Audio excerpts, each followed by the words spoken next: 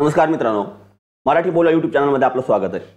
मुख्यमंत्री माझी लाडकी बहीण योजना या योजनेबाबत एक शासनानं नवीन परिपत्रक काढलेलं आहे। आता या परिपत्रकाच्या माध्यमातून पात्रता आणि अपात्रता याबाबतची जी फेर तपासणी आहे या तपासणीबद्दलची माहिती देण्यात आलेली आहे। मग आता ही फेर तपासणी कशी असणार? ज्या महिलांचे हप्ते बंद झालेत त्या महिलांना परत या ठिकाणी हप्ते सुरू करण्याची देखील संधी या परिपत्रकाच्या माध्यमातून देण्यात आलेली आहे। ही तपासणी प्रक्रिया कशी राबवली जाणार, याच्या माध्यमातून महिलांना कसा लाभ मिळणार किंवा काय कार्यवाही करावी लागणार, जेणेकरून ज्यांचे हप्ते बंद झाले आहेत, ज्या महिलांचे हप्ते बंद झाले आहेत पात्र असून देखील त्या महिलांना हप्ते सुरू करण्याची जी प्रक्रिया आहे ती कशा पद्धतीने असणार आहे याची संपूर्ण माहिती या व्हिडिओच्या माध्यमातून आपण जाणून घेणार आहोत।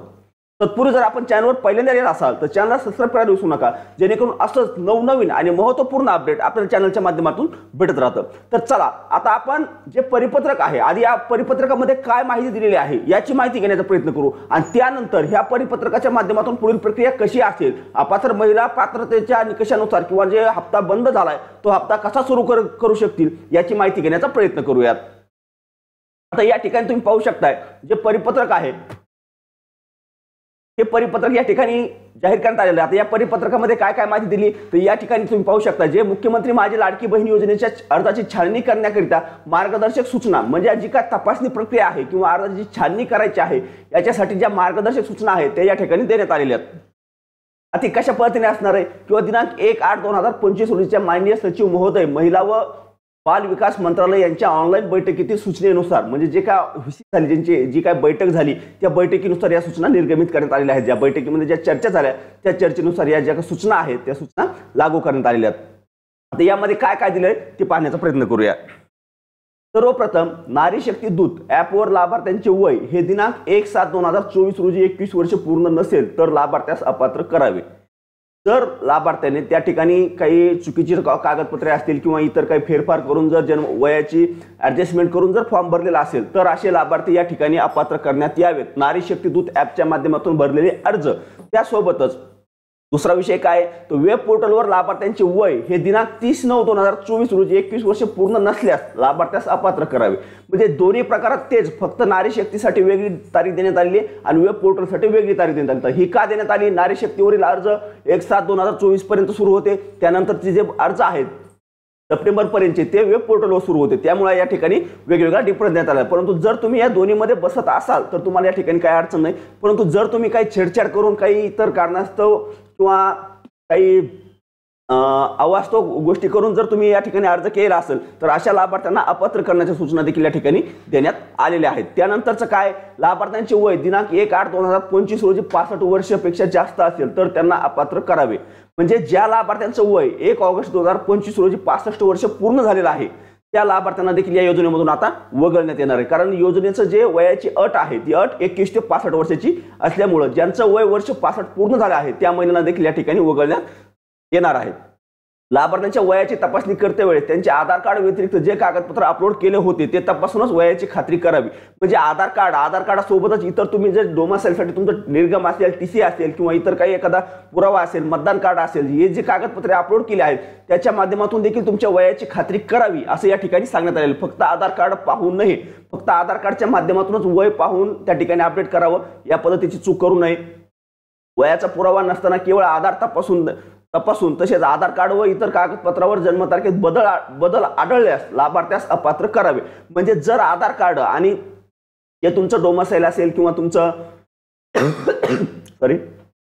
टीसी असेल किंवा निर्गम असेल याच्या माध्यमातून जर तुमच्या जन्मतारखेत तफावत असेल तरी देखील तुमचा अर्ज या ठिकाणी बाद केला जाणार आहे। परंतु लक्षात घ्या या मुद्द्याला जर तुमच्या वयामध्ये थोडाफार डिफरन्स असेल ते ॲडजस्ट केलं जाईल, कारण जर तुम्ही वय वाढवणं किंवा कमी करणं ह्या गोष्टी नसाल, जर थोडीफार डिफरन्स असेल आणि दोन्ही जन्मतारखेवर जर तुम्ही पात्र ठरत असाल योजनेसाठी तर तुम्हाला या ठिकाणी अपात्र केलं जाणार नाही। परंतु एका डॉक्युमेंटच्या आधारे तुम्ही अपात्र ठरताय आणि दुसऱ्या डॉक्युमेंटच्या आधारे तुम्ही पात्र ठरताय अशा वेळी मात्र तुम्हाला या ठिकाणी अपात्र केलं जाणार आहे, हे लक्षात असू द्या।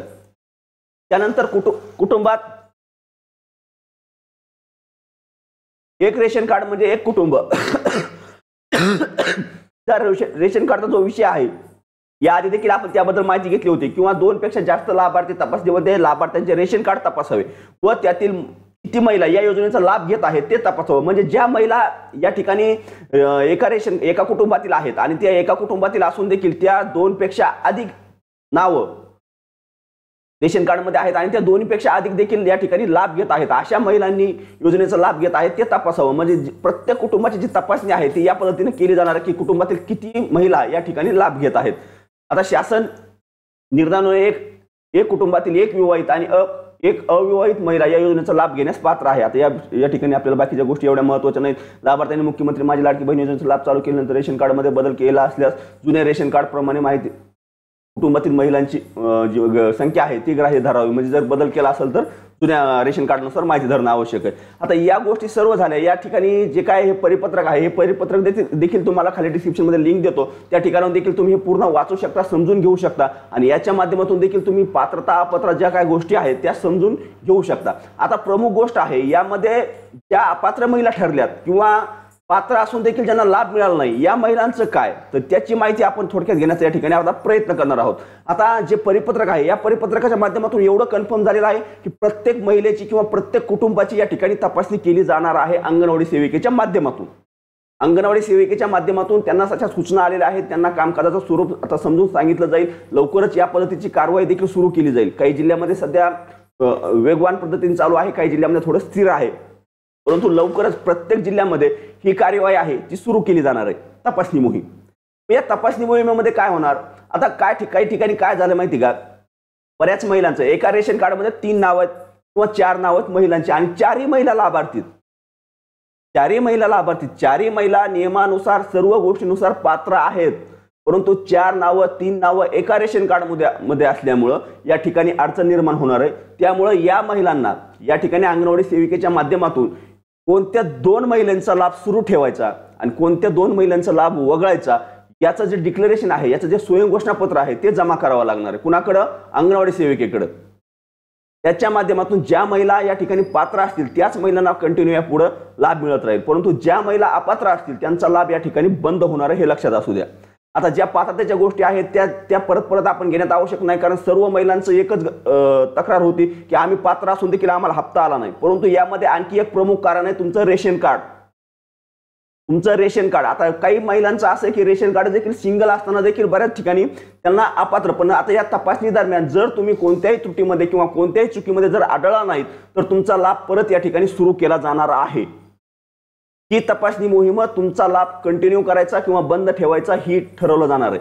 परंतु जर तुम्ही अपात्र असाल आणि तरी देखील तुम्हाला हप्ता येत असेल तरी देखील तुमचं या ठिकाणी अपात्र होणार आहात. या अंगणवाडी सेविकेच्या माध्यमातून जी फेर तपासणी केली जाणार आहे या फेर तपासणीच्या माध्यमातून तुम्ही परत या ठिकाणी पात्र असून देखील अपात्र होऊ शकता. का होऊ शकता, जर तुम्ही या सर्व नियम निकष अटी या आहेत या सर्व अटीच्या अधीन असाल तर तुम्ही पात्र आहेत, परंतु या अटींच्या अधीन नसाल किंवा या अटीचं जर तुम्ही पालन करत नसाल, या अटीमध्ये जर तुम्ही बसत नसाल तर तुम्ही अपात्र होणार आहात, हे लक्षात ठेवा. यामुळे ज्या महिलांना हप्ता बंद झाला काय करायचं कसं करायचं याची जी चिंता होती त्या चिंतेचा आता कुठेतरी शासनाकडून पर्याय देण्यात आलेला आहे. हळूहळू 1 महिना 2 महिने 3 महिन्यात ही तपासणी मोहीम पूर्ण केली जाईल आणि ही तपासणी मोहीम पूर्ण केल्यानंतर जी काय महिला अपात्र आहेत त्या अपात्र महिलांना परत या ठिकाणी पात्र. आता ही तपासणी मोहीम मुळात सर्व महिलांची केली जाणार नसल्याचं देखील सांगण्यात येत आहे. याबाबत अद्याप कोणतंही अपडेट समोर नाही, परंतु ही तपासणी मोहीम फक्त ज्या महिलांचे आता हप्ते बंद करण्यात आलेले आहेत त्याच महिलांची तपासणी करण्याच्या सूचना अंगणवाडी सेविकांना देण्यात येणार आहेत.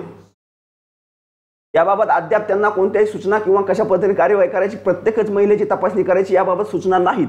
परंतु एक प्राथमिक माहितीनुसार ज्या महिलांचे हप्ते बंद झालेत, ज्या महिला लाभार्थी असून देखील त्यांचा आता हप्ता बंद केलेला आहे त्याच महिलांची फेर तपासणी करायची आणि यांची फेर तपासणी दरम्यान या जर पात्र असतील त्यांना परत समाविष्ट करून घ्यायचं, हा उद्देश या फेर तपासणी मागचा आहे. आणि ज्या महिला तपासणी समज हप्ता बंद केला त्या पात्र आहेत त्यांचा हप्ता कंटिन्यू सुरू केला जाईल, परंतु हप्ता बंद करून त्या अपात्रच असतील तर त्यांचा हप्ता बंदच राहणार आहे या तपासणीच्या माध्यमातून. जे काय आपल्या मनातील शंका होत्या, ज्या काय समस्या होत्या, याच्या व्यतिरिक्त जवळपास आपण सर्वच मुद्दे कव्हर करण्याचा प्रयत्न केला की तपासणी मोहिमेच्या माध्यमातून ज्या अपात्र महिला आहेत त्यांचा हप्ता सुरू केला जाणार आहे. याच्या व्यतिरिक्त आपल्या काही शंका असतील, काही समस्या असतील, काही अडचणी असतील, काही वैयक्तिक अडचणी असतील तर कमेंटच्या माध्यमातून विचारण्याचा प्रयत्न करा. आम्ही त्यावर नक्कीच आपल्याला मार्गदर्शन करण्याचा प्रयत्न करू. चला, दिलेली माहिती आवडली असेल, महत्त्वाची वाटली असेल, काहीतरी कामाची वाटली असेल तर व्हिडिओला लाईक करायला विसरू नका. चॅनलवर जर पहिल्यांदा आलेला असाल तर चॅनलला सबस्क्राईब करून ठेवा, जेणेकरून असंच नवनवीन आणि महत्त्वपूर्ण अपडेट आपल्याला चॅनलच्या माध्यमातून भेटत राहील. तर चला भेटूया नेक्स्ट व्हिडिओमध्ये नेक्स्ट पॉईंट सोबत.